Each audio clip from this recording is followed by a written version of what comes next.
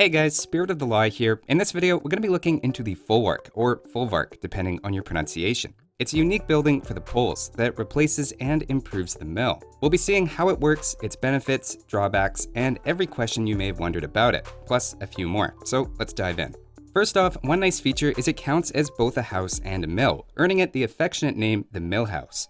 The construction time is a little bit longer than a mill, but it actually saves time overall if you consider it's also saving you a house. It's also a little bigger and has more HP compared to the regular mill, but the most important feature is that nearby farms drop off 10% of their food when they're constructed. You can see here I'm building 8 farms, and when they're completed, I get a near instant 140 food. That food doesn't just appear out of nowhere, it actually comes from the farms, which in this case now start with proportionally less. Right away, this means mill upgrades are actually more important for Poles than many other civilizations. Normally, they're upgrades with a very delayed payback, as horse collar, for example, has no effect on your economy until roughly 9 minutes later, when the farms would be coming up for reseeding. As Poles, you don't just get the normal effect, but also an immediate benefit, as picking up horse collar just before surrounding a folwark gives you 60 more food than if you didn't have horse collar. That alone is almost enough to return the upgrade's food cost, long before you would usually feel any benefit. With a second folwark and additional farms, you could easily come out ahead within a few minutes. There's a similar payoff for heavy plow and crop rotation with 10 and 14 farms respectively to return their entire food cost. As Poles, it really makes sense to try to pick up mill upgrades before placing too many farms, if you can get that timing to work out. Besides incentivizing early mill upgrades, another major benefit is an increase to their overall food income. Now, there isn't a direct impact on the farmer's collection rate, but having 10% of the food collected instantly means you're getting a big head start to gather everything from the farm a bit earlier. In the long run, it should translate to an 11% increase in farming rate, making it feel comparable to the Slavs. That should be true regardless of upgrades at the mill or for your villagers.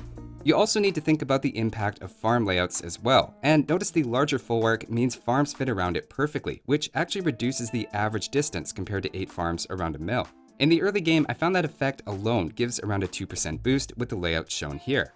The profile of when you actually get the food though is the biggest difference, and makes it difficult to capture as an average rate. You could claim that Slavs collect 10% faster and Poles should be getting something similar, but the comparison doesn't feel quite right and undersells the folwark. To illustrate, if we take a generic farming rate of 20 food per minute before wheelbarrow and 175 food per farm, a generic civilization just steadily collects food for about 9 minutes before a 15-second reseeding and continues on. Slavs follow an identical pattern, but gather around 10% faster, so their graph is a bit steeper. In reality, their bonus varies depending on upgrades and farm placement, but we'll keep things simple.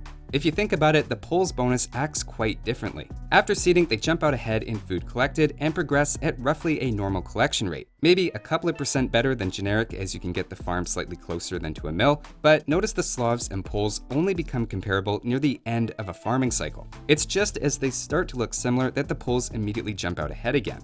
Once you start factoring in farms around town centers, it obviously won't be this clean, and in reality Slavs will start winning out when town centers get involved. But the point is, it's really an entirely different sort of farming bonus than any other in the game. Averaged over enough farms and a long enough time horizon, you could reasonably claim a farm placed around a folwark is similar to a Slav farm. But at any given moment in time, Polish farmers have probably collected significantly more. In this test, for example, with all upgrades except crop rotation, while Poles led in food collected for the entire 14 minutes, Polish and Slav farmers ran out within just a few seconds of each other. In fact, this makes Poles one of only 2 civilizations who can break the farming speed limit of 24 food per minute, the other of course being Slavs. It's pretty easy to see the benefit of getting food slightly earlier, whether it's to get an army advantage or keeping up production on multiple town centers, though there's always the trade-off between more resources around a folwark versus safety around the town center. In early feudal age, how forward your berries are, how easy it is to wall, and how much aggression you're expecting are all important factors to consider. Building forward farms can be quite greedy, and it's easy to get punished for doing that if you're caught off guard. One approach I've seen is to place the folwark a bit closer to the town center as a middle ground, trading a bit of berry income for safer farms down the road. I wouldn't go too extreme with that, but being intentional with placing the folwark on the town center side of the berries could give your farmers a better chance to escape if they're raided. To shift gears for a moment, another important question is how close do your farms technically have to be to get the benefit?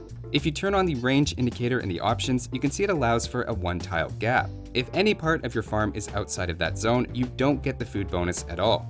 That means the maximum number of farms you can fit around it is 8, and you have to pay attention when placing farms to keep them reasonably close. So that's what I'd consider the essentials, but now let's play around with it and test its limits and weird cases. If you're like me, at this point, a few questions naturally come to mind. The first is, can you place it on existing farms after they're already down and get any benefit? You can see it's built here between some existing farms and there's no extra food dropped off, so there isn't an immediate effect. But remember, when the farms come up for reseeding, at that point you will get the instant food once they're built. If you build some farms around your town center and later want the long-term farming boost, you can add new folwarks in a way that includes some of those older farms. In the long run, that should be improving their output by around 10%. Another obvious question is, what about a farm beside multiple folwarks? It turns out there's no additional bonus from having several in range, so you're best off just trying to avoid having any overlap. There's also no benefit to you or your allies if they build farms around your folwark. Even if you steal a farm from an enemy player, that apparently doesn't count as a new farm being constructed for the purposes of a folwark. Likewise, converting a folwark gives the benefit of more housing space, but nearby farms you build don't have any food automatically collected. If you turn on the range indicator, you can see why, as it goes from a nice square into a series of triangles that are too small to fit any farms within. At least for now, practically speaking, you can't make use of someone else's folwark. The only exception to when you can convert a folwark and get its full benefit is if you yourself are also poles and could make your own already. So far, it doesn't seem there's much in the way of exploits or random trivia. There is one mostly impractical way that you can game the mechanic though. We touched already on how poles are one of only 2 civilizations that can break the 24 food per minute speed limit that farms can grow food. In this case, it's because the first bit of farming is done for you instantly. What if then you take the instant food, then delete the farm and repeat that cycle? With 8 farms, you can get a pretty nice rhythm where farmers spend most of their time building. It turns out there's really nothing stopping you from doing this, and you're converting 60 wood to anywhere between 17.5 and 55 food depending on mill upgrades. Assuming you delete the farm instantly when it's built, with 8 farmers that would be converting about 1900 wood into between 560 and 1760 food per minute. It's not a good conversion ratio, but you can probably come up with a situation where a nearly equal wood to food conversion is worth the effort. If you really wanted to pick up the pace, having an Inca ally would have that build time, letting you double that conversion rate, assuming you could keep up physically. Unironically, this might be the most useful I've ever seen the Inca's team bonus, and both them and the Chinese end up having some nice synergy with the folwarks mechanics. And just to touch quickly on one small point, there may be a bit of confusion about whether this impacts berries, boar, etc. The tech tree at least seems to imply that building it helps gather from forage bushes as well. Comparing villagers' berry and deer collection rate beside a folwark and a mill shows there's no difference in collection rate. I think the tech tree is just saying it's more efficient to build a drop-off point than walking the food all the way back to the town center. So that's the folwark. It adds a bit of risk, but also has the potential for an even higher reward than the Slav's farming bonus, if you use it well. I'd say it's instantly grown on me, which is fitting considering what it does. That's all for this one though. Thanks for watching guys, and I'll see you next time.